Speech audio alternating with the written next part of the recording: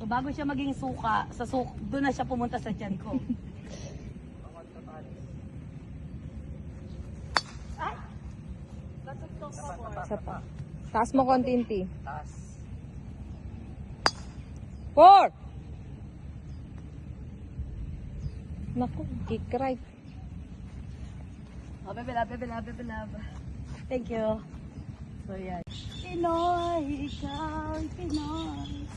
Ipakita sa mundo na tayo ay isa.